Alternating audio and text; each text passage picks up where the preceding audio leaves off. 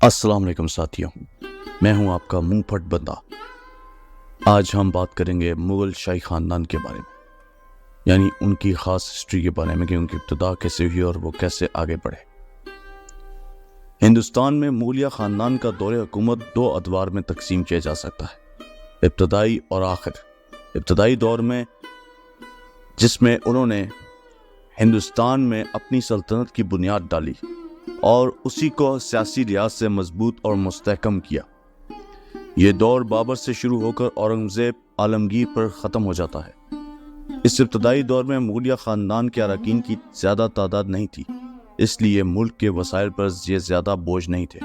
اس دور میں تخت نشینی کے مسئلے پر بھی زیادہ جھگڑے نہیں ہوئے۔ یہ دور مغلیہ خاندان کا اجتماعی جدوجہد کا دور تھا، جس میں وہ اپنے خاندان کی اخلاقی اور قانونی حیثیت کو مستحکم کر رہے تھے، کیونکہ انہیں خطرہ تھا کہ نئے خاندان کے تخت کے دعویدار کی حیثیت سے پیدا ہو سکتے ہیں اور ان کی ذرا سی غفلت انہیں تخت و تاج سے محروم کر سکتی ہے۔ اسی مقصد کے لیے شاہی خاندان کے اراکین کو معاشرے کے دوسرے لوگوں سے برتر اور افضل رکھنے کے لیے روایات اور رسومات قائم کی گئی۔ مثلاً سلطنت کے اعلیٰ عہدے صرف ان کے لیے وقف، نوبت بجوانا، پالکی میں سوار ہونا یا مخصوص خطابات اختیار کرنا انہی کا حق تھا۔ ان روایات کا مقصد یہ تھا کہ تیموری خاندان کی برتری عوام کے ذہنوں میں بیٹھ جائے اور کسی میں ان سے ہمسری کا جذبہ پیدا نہ ہو۔ اس کا نتیجہ یہ ہوا کہ عالمگیر تک مغلیہ خاندان ہندوستان پہ اپنی جڑیں مستحکم کر چکا تھا۔ اس لیے اگرچہ بعد میں ان کی سیاسی حیثیت کمزور سے کمزور ہوتی چلی گئی، لیکن اس خاندان کی قانونی حیثیت اس قدر مضبوط ہو چکی تھی کہ کوئی دوسرا خاندان اس کی جگہ لینے کا تصور بھی نہیں کر سکتا تھا۔ مغل خاندان کے تقدس کے استحکام کے بعد اگرچہ اسے کوئی خارجی خطرہ نہیں تھا، لیکن اس کے خلاف داخلی خطرات کی تعداد برابر بڑھی رہی۔ جانشینی کے قانون غیر موجودگی میں کوئی بھی مغل شہزادہ تخت کا جانشین ہو سکتا تھا۔ اس لیے شاہ جہاں سے یہ روایت چلی کہ تخت کے تمام دعوے داروں کو یا تو قتل کروا دیا جاتا یا انہیں اندھا کر کے معذور کر دیا جاتا یا انہیں دور دراز کے قلعوں میں قید کر دیا جائے تاکہ وہ بادشاہ کے لیے کوئی خطرہ نہیں رہے۔ مثلاً عالمگیر کے بڑے لڑکے شہزادہ اکبر نے جب بغاوت کی اور ناکامی کے بعد بھاگ کر ایران چلا گیا تو عالمگیر نے اس کے لڑکے نیکو سیر اور اس کی لڑکیوں کو اکبر آباد کے علاقے میں قید کر دیا، جہاں شہزادے نے ان زندگی کے 40 سال گزارے۔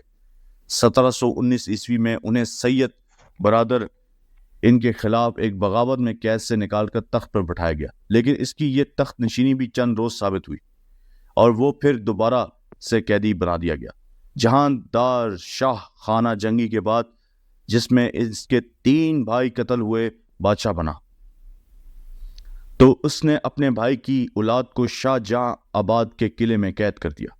فروخ سیر نے بادشاہ بننے کے فوراً بعد جہاندار شاہ اور اس کے لڑکے شہزادہ عزاز الدین کو قتل کرایا اور اپنے چھوٹے بھائی محمد ہمایوں بخت اور اعلیٰ اعتبار و اعظم کو شاہ کو اندھا کرایا۔ فروخ سیر کے بعد سید برادران کو کوئی شہزادہ نہیں ملتا تھا کہ جسے بادشاہ بنایا جائے۔ جو قتل یا اندھے ہونے سے بچ گئے تھے وہ قید میں عورتوں اور خواجہ سراؤں کے ساتھ پرورش پا رہے تھے۔ آخرکار بڑے مشکلوں سے شہزادہ رفیع الدراجات کو قید خانے سے نکال کر تخت پر بٹھایا۔ اسے اس قدر جلد بازی میں تخت نشینی کرایا گیا کہ اس کے کپڑے تک بدلوانے کی فرصت نہیں ملی اور اس کے میلے کپڑوں پر ہی موتیوں کی مالا اس کی گردن میں ڈال دی گئی۔ یہ شہزادہ قید اور گھٹے ہوئے ماحول میں وقت کا مریض ہو چکا تھا، اس لیے بادشاہ بننے کے چند مہینے بعد ہی مر گیا۔ اس کے بعد اس کا بھائی رفیع الدولہ بادشاہ ہوا، مگر یہ بھی چند مہینے بیمار رہ کر راہی ملک عدم ہوا۔ اس کے بعد وہ شاہ کو 8 سال قید کے بعد قلعہ سلیم گڑھ سے نکال کر تخت نشین کرایا۔ محمد شاہ کے دور حکومت میں جب حسین علی خان کا قتل ہوا تو اس کے بھائی سید عبداللہ نے چاہا کہ کسی مغل شہزادے کو بادشاہ بنا کر اس کے نام پر جنگ کی جائے، تو اس وقت کوئی شہزادہ بادشاہ بننے کو تیار نہیں تھا۔ جاندار شاہ کے بیٹوں نے اپنے گھروں کے دروازے بند کر لیے۔ نیکو سیر جو ایک مرتبہ اس مرحلے سے گزر چکا تھا، اس نے بھی انکار کر دیا۔ آخرکار بڑی مشکلوں سے رفیع الشان کے بیٹے ابراہیم کو خوشامد کر کے تیار کیا گیا۔ اس قید و بند کی زندگی کے مغل شہزادوں پر کیا اثرات ہوئے اس کا اندازہ ان کے کردار سے لگایا جا سکتا ہے۔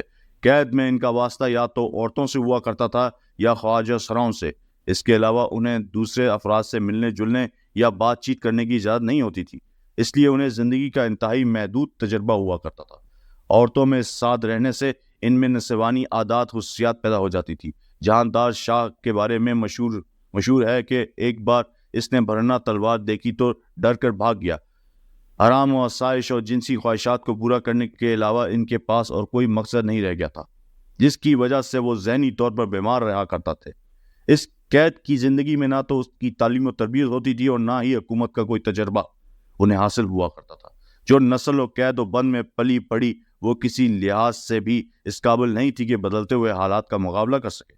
عالمگیر کے زمانے سے مغل خاندان میں جانشینی کے لیے خانہ جنگی کی ابتدا ہوئی۔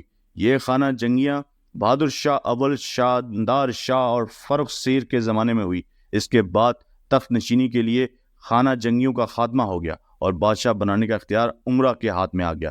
ان خانہ جنگیوں کے نتیجے میں ایک نئی صورت پیدا حال ہوئی۔ ہر شہزادے کی یہ کوشش ہوتی تھی کہ وہ بارسروخ امرا کی حمایت حاصل کر کے تخت النشین تاج حاصل کرے۔ اس لیے جب کوئی شہزادہ امرا کی مدد سے بادشاہ بنتا تو یہ امرا اپنے لیے زیادہ سے زیادہ مراد کا مطالبہ کرتے۔ اس کی مثال سید برادران کے عروج سے ملتی ہے جنہوں نے فرخ سیر کی مدد کی اور کامیابی کی صورت میں انتہائی طاقتور بن کر ابھرے۔ فرخ سیر کے بعد 3 بادشاہ یکے بعد دیگرے سید برادران کی مرضی سے۔ اس کے بعد جب روہیلا کے مرہٹے اور انگریز برسر اقتدار آئے تو بادشاہ کی ان کی مرضی اور حمایت سے مختلف ہوا کرتے تھے۔ اس انتخاب میں محل کی سازشوں کو بھی دخل ہوا کرتا تھا اور بیگمات اپنے لڑکوں کی تخت نشینی کے لیے با اقتدار جماعت کی حمایت حاصل کرنے کی کوشش میں رہا کرتی تھی۔ محمد شاہ کی 2 بیواؤں نے غلام قادر روہیلا کو پیش کی کہ اگر ان کے پوتے کو بادشاہ بنایا گیا تو وہ اس کے عوض میں اسے 10 لاکھ روپیہ دیں گی۔ اگر شاہ ثانی اپنی ملکہ کے زیر اثر مرزا جہانگیر کو ولی عہد بنانا چاہتے تھے، جبکہ ابو و مظفر بڑے لڑکے ہونے کی وجہ سے تخت کے دعویدار تھے۔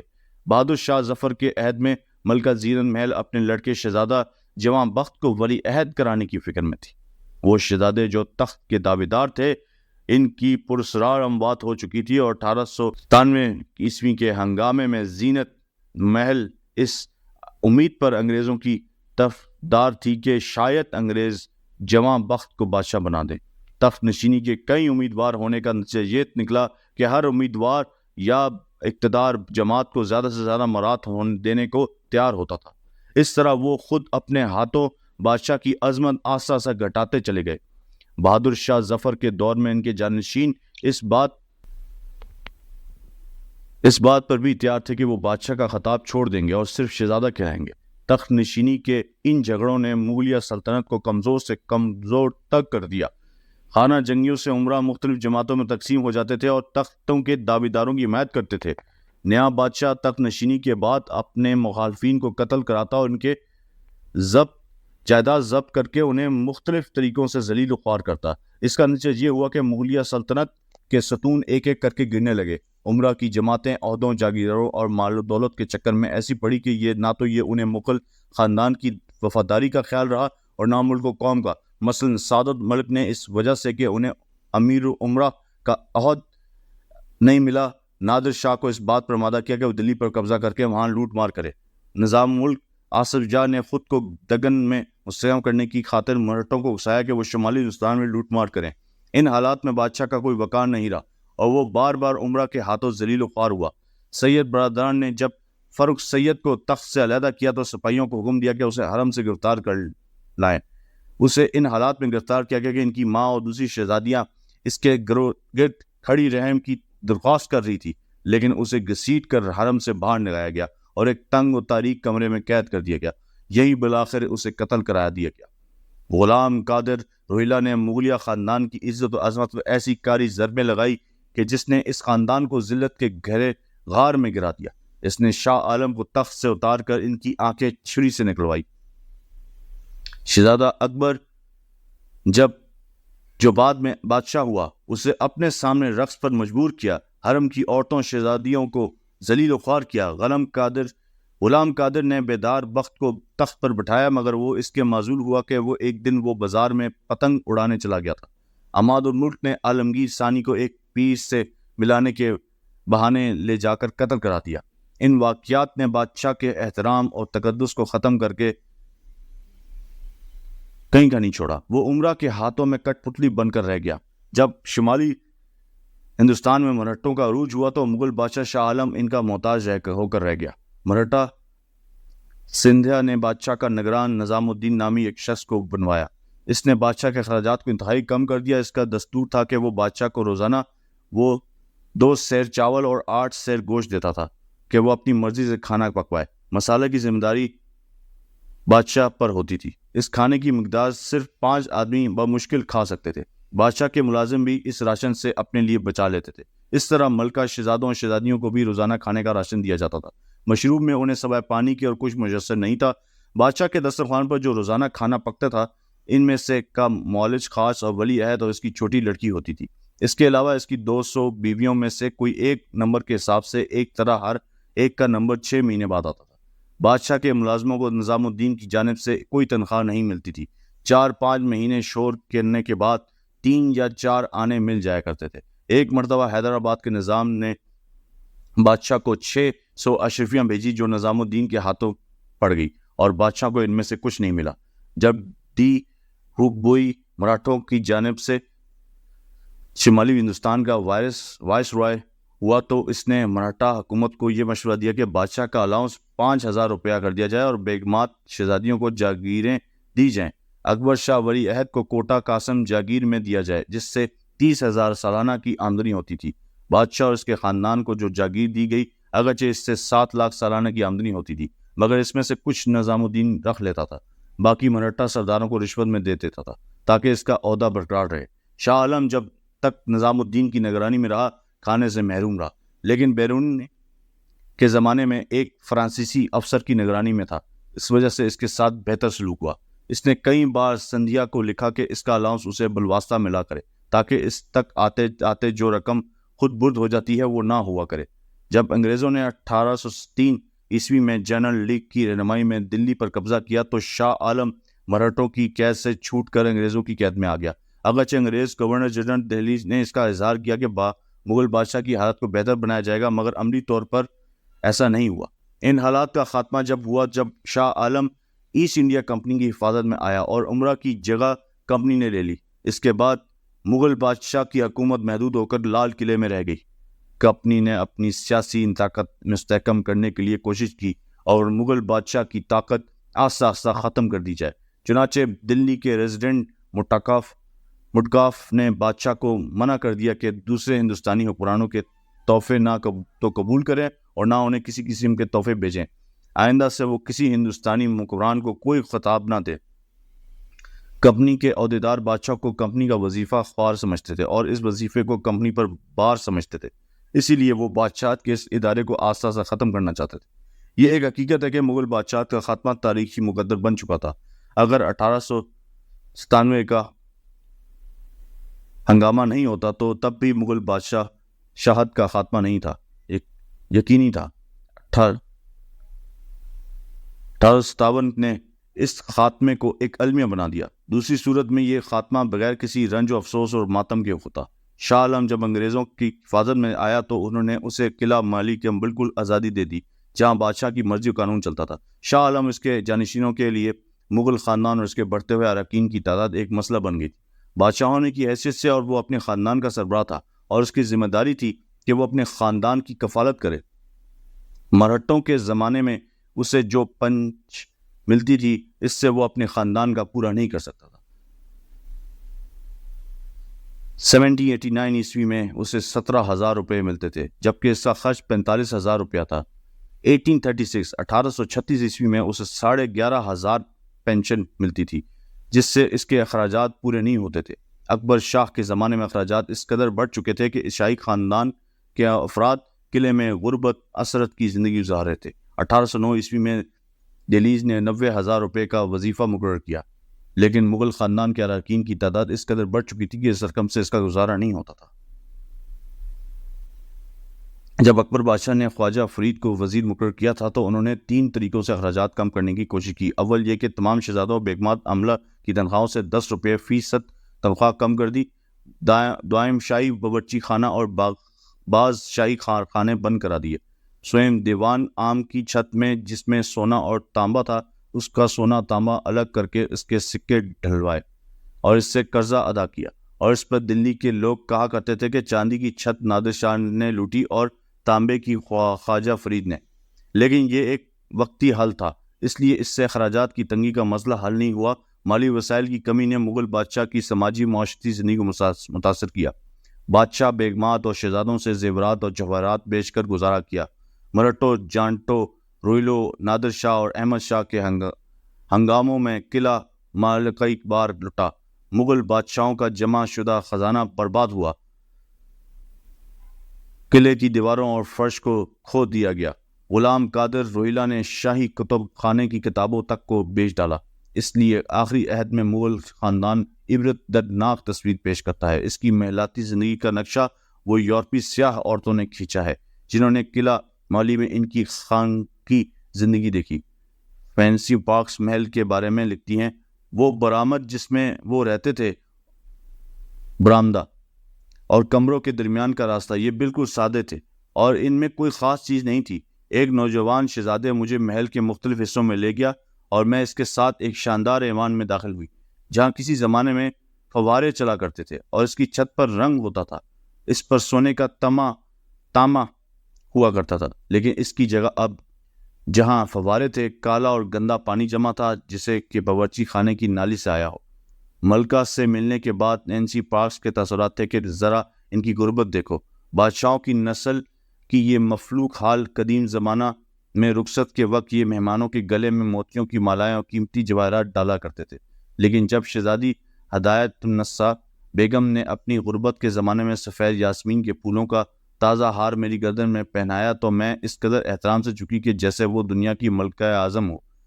مسز میر حسن نے ایک ہندوستانی مسلمان سے شادی کی۔ جب وہ قلعہ مالی کی سیر کی گئی تو اس کے تاثرات تھے کہ میں نے بڑے افسوس کے ساتھ ملکہ کا تحفہ جو کھڑا ہوا رومال تھا قبول کیا، کیونکہ مجھے علم تھا کہ اس کے ذرائع آمدنی اخراجات کے عام مقابلے میں بہت کم ہیں، لیکن وہ تحفہ جس کا مقصد میری عزت افزائی تھا، اس میں سے میں انکار نہیں کر سکی۔ اس سے اس کے جذبات مجروح ہوتے جن کے لیے میرے دل میں بڑا احترام تھا۔ ملکہ نے ایک چھوٹی سی معمولی قیمت کی انگوٹھی میری انگلی میں یہ کہہ کر پہنائی کہ یہ دینے والی کی یاد دلاتی رہے گی۔ آخری دور میں مغلیہ خاندان میں یہ روایت ہوگی کہ تمام شہزادے قلعہ موتلی میں رہا کرتے تھے اور انہیں قلعے سے باہر جانے کی اجازت نہیں ہوتی تھی۔ تیمور کی یہ اعلیٰ اولاد سلاطین کہلاتے تھے۔ مغلیہ خاندان کی مدت حکمرانی کے ساتھ ساتھ ان کے خانقہ اراکین کی تعداد میں برابر بڑھ رہی تھی۔ حرم میں زیادہ سے زیادہ عورتیں رکھنے کا رواج ہو گیا تھا اور احمد شاہ نے اپنا حرم ایک میل کے اندر پھیلا رکھا تھا جہاں وہ مہینوں رہا کرتا تھا اور کسی مرد کی صورت تک نہیں دیکھتا تھا۔ ایک فرانسیسی سیاح لوئی انری پولید نے شاہ عالم کے بارے میں لکھا تھا کہ اس کی 500 سے زائد محرمات تھی، جس سے ان کے 70 لڑکے لڑکیاں تھیں، اور کوئی سال ایسا نہ جاتا تھا جس میں کئی بچے تولد نہ ہو۔ یہی بات ایک دوسرے سیاہ داماد نے لکھی تھی۔ شاہ عالم عورتوں کا شوقین تھا۔ 500 اس کی محرمات تھی، کنیزیں اس کے علاوہ تھیں جو اسے متوجہ کرتی رہتی تھی۔ 17 شاہ عالم کا بیٹا اکبر 18 سال کی عمر میں 18 بیویوں کا شوہر تھا، لہٰذا ملک کی آمدنی کا بیشتر حصہ شاہی خاندان کے وظائف میں چلا جاتا تھا۔ چونکہ یہ شہزادے قید میں رہتے تھے اس لیے نہ تو کوئی ہنر سیکھتے تھے اور نہ کوئی ملازمت کر سکتے تھے۔ ان میں اکثریت اپنی موجودہ زندگی پر قانع ہو چکی تھی اور اپنا وقت پتنگ اڑانے، بیڑی بازی، کبوتر بازی، چوسر، کنجھاوا اور شطرنج کھیلنے میں گزارتے تھے۔ 1836 عیسوی میں قلعے کے سلاطین کی تعداد 795 تھی۔ 1858 میں یہ بڑھ کر 2104 ہو گئی۔ یہ تمام سلاطین قلعہ میں رہتے تھے۔ ان کا گزارا ان محدود وظائف میں نہیں ہوتا تھا، وہ انہیں بادشاہ کی جانب سے ملتا تھا۔ نام و نمود کی خواہش انہیں بے جان اسراف پر مجبور کرتی تھی۔ اخراجات کی تنگی و وظیفوں کی غیر مساوی تقسیم کی وجہ سے یہ آپس میں لڑائی جھگڑوں میں مصروف رہا کرتے تھے۔ اپنے اخراجات کو پورا کرنے کے لیے یہ مہاجنوں سے قرض لینے دیتے تھے اور پھر اس کی ادائیگی میں لیت لال کرتے تھے، یہاں تک کہ معاملہ عدالت تک پہنچا۔ مثلاً 1 اگست 1845 عیسوی کو کنور جگت سنگھ نے عرض دی کہ مرزا تیمور نے اس سے 6,000 روپیہ قرض لیا تھا جو ادا نہیں کیا گیا۔ بادشاہ نے اس پر ایک دفعہ مرزا تیمور کو لکھا کہ اپنا قرض ادا کیا کرو۔ بادشاہ شاہ ظفر نے 8 مئی 1848 کو شکا جاری کیا کہ سلاطین قرض نہ لیا کرے، کیونکہ قرض خواہ عدالت میں مقدمہ دائر کرتے ہیں تو انہیں کچہری جانا پڑتا ہے۔ سلاطین اپنے اخراجات پورا کرنے کی غرض سے ہر ممکنہ ذرائع سے روپیہ وصول کرنے کی کوشش کرتے تھے۔ اس کا اندازہ بہادر شاہ ظفر کے ایک خط سے ہوتا ہے کہ 28 اگست 1846 کو اسے اطلاع ملی کہ بعض سلاطین کا ارادہ ہے کہ جب انگریزی خزانہ سے روپیہ آئے تو اس پر جبراً قبضہ کر لیا جائے۔ بادشاہ نے فوراً انگریزوں کو لکھا کہ روپیہ قلعے میں نہیں بھیجا جائے بلکہ دوسری حویلی میں بھیجا جائے اور وہیں پر اسے تقسیم کی جائے۔ مالی وسائل کی کمی، غربت، افلاس، بیکاری، کاہلی، قید و بند، پابندیاں اور سازشی ماحول، محدود زندگی اور مشاغل، بے مقصد زندگی، جھوٹی عظمت کا تصور اور حالات سے بے خبری، یہ وہ وجوہات تھی جنہوں نے سلاطین کی زندگی پر اثر ڈالا۔ ایسے ماحول میں کسی باصلاحیت اور باعمل انسان کی پیدا ہونے کی کوئی امکانات نہیں تھے۔ فرانسس شاہ دماداؤ نے سلاطین کے بارے میں لکھا کہ ان میں سے بیشتر کے پاس ایک کمرہ بطور خوابگاہ، ایک باورچی خانہ اور دوسری محل کا چیزیں ہوتی تھی۔ گھر کا کام کرنا ان کے لیے باعث شرم تھا۔ خواجہ سرا ملازم نہیں رکھ سکتے تھے۔ سپاہیوں کا ایک دستہ ان کی حفاظت کے لیے تھا تاکہ یہ اس سے باہر نہ جا سکیں۔ داماداؤ نے سلاطین کے وظیفے کے بارے میں لکھا ہے کہ بعض کو 1 روپیہ یومیہ ملتا تھا اور بعض کو 3-5 تک، لیکن وظائف کی یہ رقم بھی انہیں پابندی سے نہیں ملتی تھی۔ اس لیے جب ان کے پاس پیسے ختم ہو جاتے تو یہ اپنے اپنے گھروں میں شور مچاتے، اور بادشاہ جس کی رہائش ان سے زیادہ دور نہیں تھی ان کا ایک ایک لفظ سنتا، اور دماؤ لکھتا تھا کہ جب میں دلی پہنچتا تو اس وقت شہزادوں کو 2 ماہ سے کچھ نہیں ملا تھا۔ ان کی اشیاء خوردنوش فراہم کرنے والوں نے سے مزید فراہمی سے انکار کر دیا تھا۔ 2 روز سے انہوں نے کچھ بھی نہیں کھایا پیا تھا۔ وہ اتنے زور زور سے آہذاری کر رہے تھے کہ بادشاہ کو، جس کے پاس بھی کچھ رقم نہیں تھی، اپنے قیمتی جواہرات ساہوکاروں کے پاس بھیجنا پڑے۔ قلعہ مالی کی سیر اور سلاطین کی رہائش گاہیں دیکھنے کے بعد لکھا کہ سلاطین کی رہائش گاہیں اونچی دیواروں میں گھری ہوئی تھی، کوئی ان کی اندر نہ دیکھ سکے۔ ان کے درمیان لاتعداد جھونپڑیاں ہیں جن میں یہ ذلت کے مارے لوگ رہتے تھے۔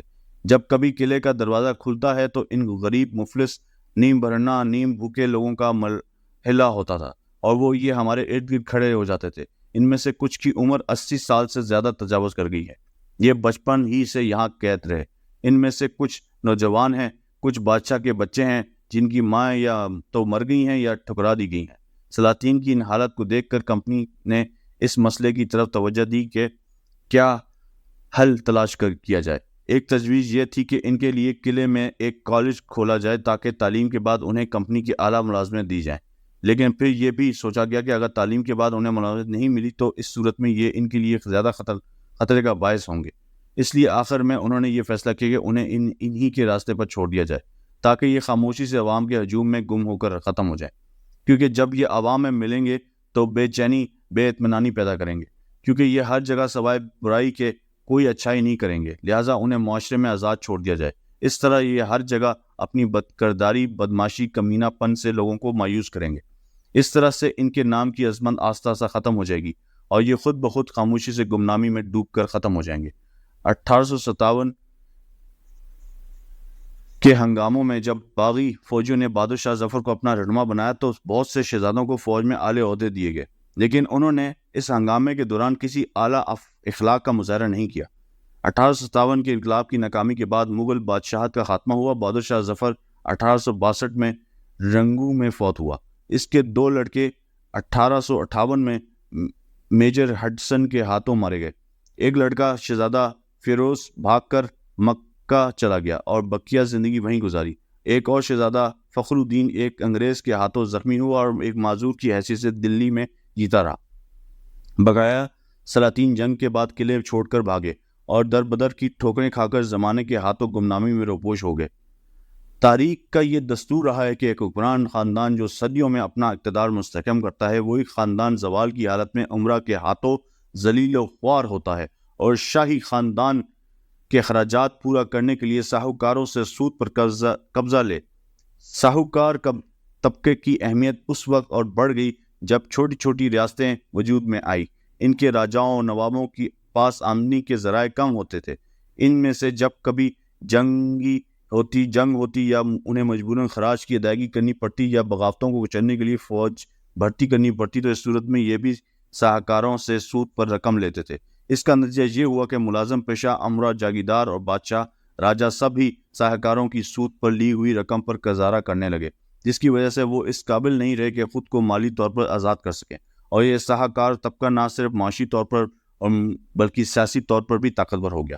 مثلا بنگال میں جگت سیٹھ کا اثر و رسوخ اس قدر بڑھ گیا تھا کہ اس کے اختیارات اس قدر وسیع ہو گئے تھے کہ وہ نہ صرف نواب کو قرضہ دیتا تھا بلکہ خود اپنے سکے مصروف کراتا تھا۔ یہی حال سیٹھ امی چند کا تھا۔ اس طبقے کی تجارتی سرگرمیوں کی وجہ سے ان کے تعلقات ایسٹ انڈیا کمپنی سے بڑھے اور تجارتی فوائد کی وجہ سے انہوں نے ملکہ کی اندرونی سیاست میں انگریزوں کا ساتھ دیا، کیونکہ ان کی وجہ سے انہیں تجارتی مال کو ہندوستان سے باہر بھجوانے کا موقع ملا، اور ہندوستان سے ہی لوگ ان کے گماشتوں کی حیثیت سے انہیں تجارتی مال فراہم کرتے تھے۔ اس لیے جب بھی ایسٹ انڈیا کمپنی اور مقامی حکمران کے درمیان تصادم ہوا تو انہوں نے کمپنی کا ساتھ دیا، جیسا کہ پلاسی کی جنگ میں ہوا۔ جب ایسٹ انڈیا کمپنی اقتدار میں آئی تو اس نے ان کے ساتھ ہی تمام تجارت کو اپنے تسلط میں لے لیا، اور جب ان کے لیے ساہوکار طبقہ کی ضرورت ختم ہو گئی تو انہوں نے ان سے تعلقات توڑ کر اپنا کاروبار شروع کر دیا۔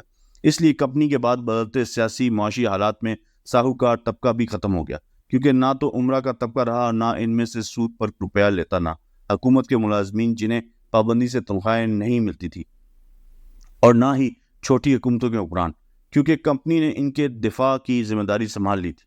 اس لیے کمپنی کی حکومت کے ساتھ یہ طبقہ بھی آہستہ آہستہ اپنی اہمیت کھو بیٹھا۔ آئی ہوپ یہ آج کا عنوان آپ کو اچھا لگا ہوگا اور آپ نے اس سے بہت کچھ اخذ کیا ہوگا ہسٹری میں، تاریخ کے حساب سے۔ یہ میں نے ڈاکٹر مبارک علی کی کتاب جو زوال کے بارے میں مغلز کی، اس میں سے اٹھایا ہے۔ آئی ہوپ آپ کو پسند آیا ہوگا۔ کائنڈلی اگر آپ کو یہ پسند آیا تو میرے چینل کو لائک، سبسکرائب، شیئر کریں تاکہ نئے آنے، اور بیل آئیکن ضرور کلک کریں تاکہ نئی آنے والی ویڈیوز کا نوٹیفیکیشن آپ کو بر وقت مل سکے۔ نیکسٹ ٹائم کے لیے، تب تک کے لیے اللہ نے کے بعد۔